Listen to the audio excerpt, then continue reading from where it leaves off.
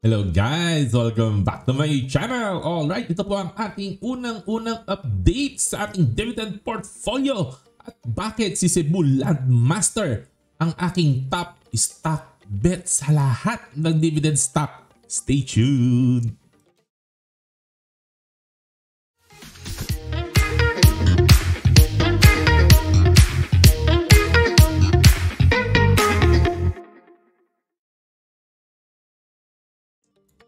Welcome back! Ayan, bakit si Cebu Landmaster ang ating top pick sa ating dividend portfolio? Our first update no, sa ating dividend portfolio.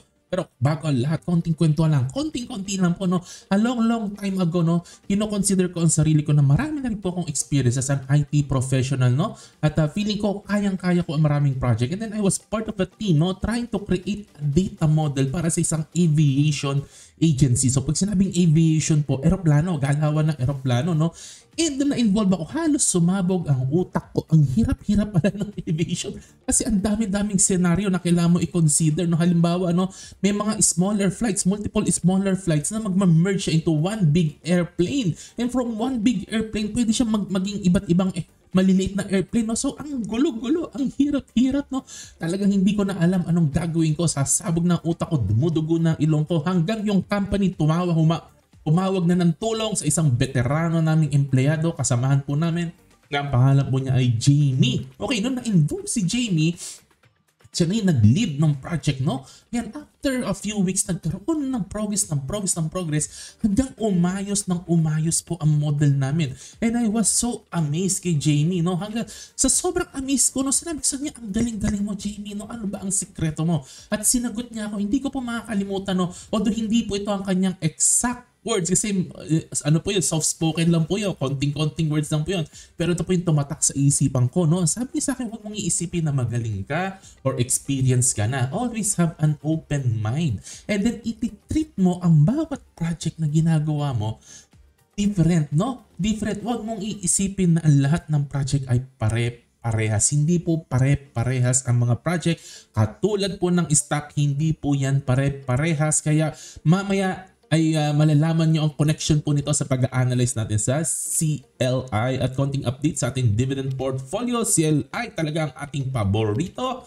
At gano'n na po tayo kalayo sa ating goal na 1 million in dividends. We are at 1.76%, which is very good na po. Ano? Good start na po. Considering kaka-start lang po natin sa ating pong dividend portfolio, 1.76% na ang napupuno natin sa ating goal. No? Alright, balik na po tayo kay Cebu Landmaster. CLI is great. Grabe po kasi ang growth po nito. No? Increasing ang kanyang revenue and net income. Ang kanyang revenue, kung hindi po ako nagkakamali, pumapalo yata ng halos 30% po no, ang compounded annual growth rate po nito. At ang kanya pong net income, 20+% po ang kinogrow po nito every year po. No? Ayan, sinagasaan po nito pati po ang pandemic. No? And they are not slowing down. Dire-diretso po ang paglago po talaga nito. No? Hanggang ngayon, 2023 po, last year na data po to, wala pang 2024 ha. Okay ha. Ayan, pati 2023 po ay talagang diretso pa rin po, namamayagpag pa rin ang pag-grow ng company po na to. At ang ganda-ganda po ng margin, ang laki po ng tubo po nila. Tingnan nyo na lang po no, ang kanyang gross margin, operating and net profit po niya. Ang laki-laki po talaga. Alright. Ayan, so ang gandang-gandang big negosyo po nito. At pag tinignan po natin ang dividends, growing po talaga ito every year. They give more and more dividends, no? Alright, so growing dividends. Kaya napili ko po ito. Kaya lang po, no, ang main topic po talaga natin sa CLI ay hindi po kung gaano siya ka-great, but kung papaano natin sasagutin yung mga problema o concerns ng mga investor po sa CLI. Number one problem po is non-recurring income. Hindi po paulit-ulit ang income po nito, no? Pangalawang concern, negative po ang kanya free cash flow. Wala po itong free cash flow. At pangatlo po, pagkataas-taas ng debt. So ang lahat po na ito ay sasagutin po natin sa video na to. At sana po may matutunan po kayo sa analysis ito. Again, hindi ko po binebenta sa inyo na mag-invest po kayo sa CLI. Ang binebenta ko po sa inyo is yung knowledge po no, ng pag-a-analyze na sana po may matutunan po kayo sa isi-share ko po sa inyo sa araw po na ito. Alright, so unahin po natin si non-recurring income. Iba po Iba po si CLI at si Jollibee pagdating po sa model po ng kanilang negosyo. Halimbawa po si Jollibee, nag-build ka ng 3 store, may income ka na forever. Forever ka na may income sa 3 store na to kasi gumagana siya every year, no? Pero as a property developer po, pag nagtayo ka ng 3 bahay, isang beses ka lang po kikita. Pag nabenta mo na po yung mga bahay niyan, wala ka ng kita, tapos na. At kailangan mo gumawa ulit ng bahay. Otherwise, pag wala kang bagong project, wala kang bagong ginawang property, wala ka ng kita, wala ka ng sales, wala ka ng revenue, no? So si Jollibee, even in the far future, no? Halimbawa sa far future, sinabi ni Tony Tantactio, ayoko na, mahina na ako. Tama na, wag nang mag-build ng bagong store. Walang problema. For many years to come, no? Kikita pa rin si Jollibee. Pero pag ito po mga property developer, once na nag-stop na po sila mag-develop ng project, they stop earning na po. Yan talaga ang problema ng property po, no? This is why many value investor po, they stay away from property development, no? Kasi po non-recurring po ang income po niya, hindi po recurring, no? So now, kung may ganung problem po ang mga property developer, no? Why still invest in CLI? Number 1 reason po is they have a very strong pipeline. Ibig po sabihin strong pipeline, ang dami pong project na nakalinya at marami talaga silang ginagawang project po. At marami pa sila lupa na na-land bank na nila. Na-land bank na nila yung lupa at patuloy pa rin sila nagla-land bank ng mga lupa na tatayuan nila ng property kasi po ang taas pa rin po ng demand sa Vismin na hindi pa po na-address po ng mga developers. No, mataas po ang demand na kulang po talaga sa developer. Kaya mahaba-haba pa po ang pipeline po na to sa sobra ng daming projects na kailangan pa po nilang gawin. In short, no, mahaba po talaga bago maging problema po ang non-recurring income. Kasi matagal po bago po maubos ang projects po na to. It will take many years pa rin po, no? And this is something na we need to revisit in the future. Pag humina na po yung pipeline, dyan na po yan magiging concern, no? Pero sa ngayon, hindi pa rin po siya concern. And hopefully, matagal pa po ang panahon na yon. And by that time, sana may iba na pong mga sources of revenue na maisip si CLI by that time, no? Pag dumating na yung panahon. Pero sa ngayon, at least in the next 5 to 10 years, no, parang hindi pa po natin nakikita ang problema po ito, no? May marami na sila niluluto. And marami po sila niluluto na projects that will generate recurring income, mga rental po, no? Marami na po silang ginagawang ganito po. Nag-uumpisa na po sila, no? Okay. And they also plan to go into REITs kasi po lagi nila naririnig talagang ito ang concern ng mga investor.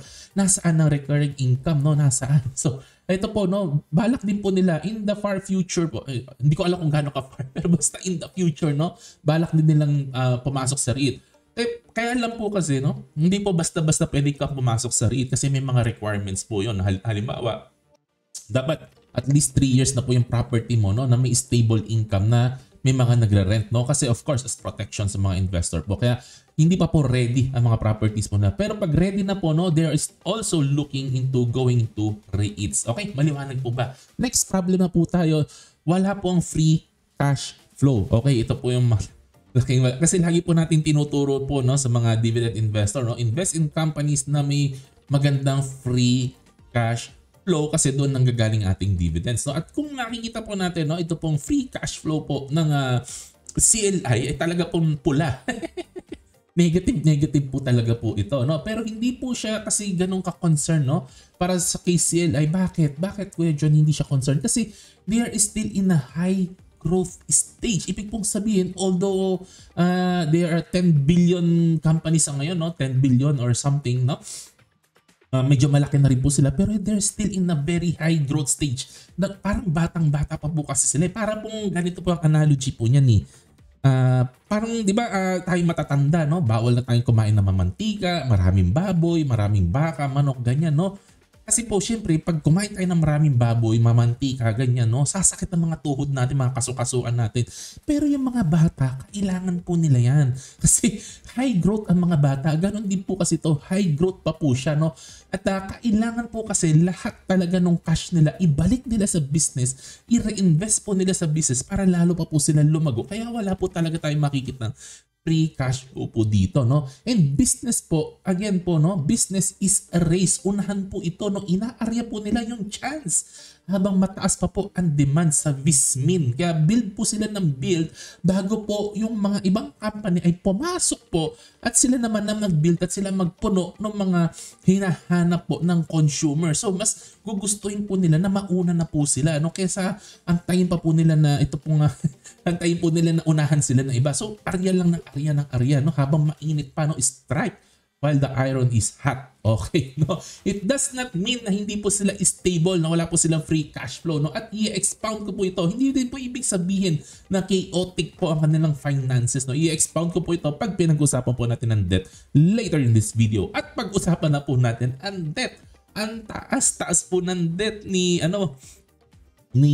CLI, no? At debt to equity ratio of 3.04. Napakataas po nito, no? Kasi usually sinasabi natin 1 and below, pero ito 3 times, no? 3 times more than our threshold. Ay, grabe, no? Kaya lang po, no? And also may preferred shares pa sila, which is personally I consider preferred shares as debt, no? Kasi parang bonds lang naman po ito, no? Kaya lang iba lang yung category niya po, no? Ayan. Kaya lang po, dito na po papasok yung kwento ko po sa inyo kanina na don't treat every company the same way. Especially kung magkaiba ng industry, at ipapaliwanag ko po sa inyo kung bakit. Halimbawa po, you have a manufacturing business o nagtayo ka ng isang manufacturing business. And ang isang plant, kailangan mo ng 10 million para buksan isang plant, no? So, meron kang 10 million in equity, no? Capital, no? Galing sa ating mga investors, no? Then to build 4 plants, umutang ka ng another 30 million. So meron ka ng 40 million, nagbuo ka ngayon ng 4 na planta, no? You are able to build 4 factories, no? So may debt to equity ratio of 3, no? Kasi 10 million lang ang pera mo, umutang ka ng 30 million, no? Okay. So debt to equity ratio of 3, ang taas ng debt to equity ratio mo, no? Okay. And dito po sa 4 na factories na to, you will earn forever, no? And somehow dapat you figure out paano mo babayaran itong 30 million debt along the way, no? Assuming, no, you earn 1 million for each factory each year, no? So, meron kang 4 million each year, no, na earnings, and dapat mabayaran mo yung interest at kailangan dahan-dahan mo rin bawasan yung principal, no? Para makawala ka sa debt na to. Napakabigat na responsibility po nito, no? Kung mat lang po pag-uusapan, matagal po ito. More than 10 years bago po natin mabayaran po ito. Baka 15 to 20 years. And ang problema po nito, what if nag-fluctuate ang earning mo? What if dumating yung isang pagkakataon ng taglang sumama ang business, no? At imbis na 1 million na kinikita mo for each factory, naging 500k na lang. Ang tagal bago mo mabayaran ng utang na to. Baka abutan ng 30, 40 years bago ka makabayad sa mga utang mo. Maliwanag po ba? Yan ang model po niyan, no? ng manufacturing po na yan, no? Na in-example ko lang po sa inyo.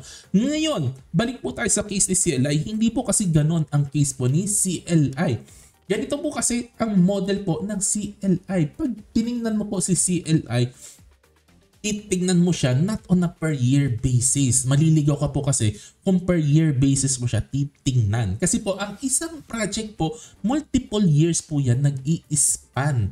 Halimbawa, gagawa siya ng isang project, it will take 3 years, no? Or something or more, no?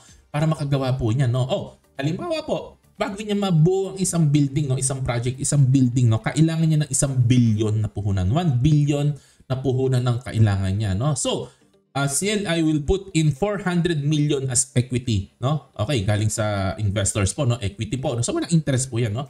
400 million galing po sa kanilang book, no? Or galing po sa kanilang cash reserves, halimbawa po, no? So, yung another 600 million, uutangin po nila yan para mabuo nila yung 1 billion para makonstruct nila yung building. Of course, hindi nila ibibenta ng 1 billion yan, no? Gagawin lang nila yung project na yan if mabebenta nila yung building na to for 2 billion. So tutubo siya ng 1 billion, no? Kasi 1 billion yung project and then they will target to sell it for 2 billion, no? Kaya lang yung puhunan po nila 400 million equity, 600 million debt. Maliwanag po ba? Okay, no? So hindi natin kailangan magbayad ng interest po, no? Doon sa 400 million kasi equity po 'yon, no? Equity po 'yon. Pag-aari ng company po yung 400 million, no? Ang kailangan bayaran ng interest is yung 600 million.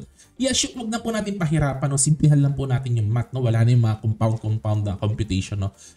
Sabihin na lang po natin, no, 8 years natin babayaran at 6% interest. No? So, in 8 years, we will pay around 288 million in interest. No? Okay, 288 million ng interest na ibabayad po natin. Sample lang naman to. It may fluctuate in reality. No? Kaya huwag na tayo magpakasira ng ulo. Simplihan na lang natin. 288 million. No? So, 2 billion ang makokollect po natin. No? 2 billion na makukulik natin na sales ito, no? Pag nabenta natin itong building na to. Yung 400 million ibabalik natin, no, sa equity, no? Kasi galing yan sa equity, no? Babalik natin, no? So may 1.6 billion na natira. Bayaran mo yung utang na 600 million. So may 1 billion ka natira. Okay, sa 1 billion ibawas mo ngayon yung interest na biyaran mo 288 million. May natira pa po sa yung 712 million. Per project po kasi dapat natin tinitingnan ang ginagawa po ni CLI, hindi po per year. Okay? The point is, each project borrows money. Pero each project pays for itself. Pays for its own debt. At meron ka pang sukli na malaking profit. Ayun, no? But kaya lang po kasi, it looks bad right now kasi each project spans a few years. Marami pong years ang tinatakbo na isang project. Parang ganito po yan. At tingnan po nyo po yung sa ilalim. Halimbawa yung nasa ilalim is yung project na inumpisa nila ng 2019, no? Key point nga po natin, no? Dito, no? Ito. So, halimbawa itong mga to, 2019, no? This is 2020, 2021, 2022, no? So, doon malakad yung mga project. Kaya lang, nag-snapshot ka ng 2023. So, pag tinignan mo itong 2023 na ito, no? Magmumukha po kasi na pagkalaki-laki ng utang mo kasi nagkasama-sama po yung maraming project, nagkatagpo-tagpo po sila. Ayun, malinaw po ba? Kaya ang pangit po niyan tingnan kasi nagsama-sama na po, nag-collide na po yung iba't ibang project po niya na nagkasabay-sabay na na-build up nung pipeline nila na ginagawa nila ng multiple years po. Kaya pag tinignan nyo, in-slice nyo po ito ng isang taon, nagmumukha po ang dami po nilang utang. Pero take note, each project po pays for its own debt. Alright? No? Ayun, pag natapos na po yung project. So, the high debt actually, hindi po siya masyadong concern kasi iyon po ang modeling po, ang financial modeling na ginawa po ng CLI for this, no? Ayan.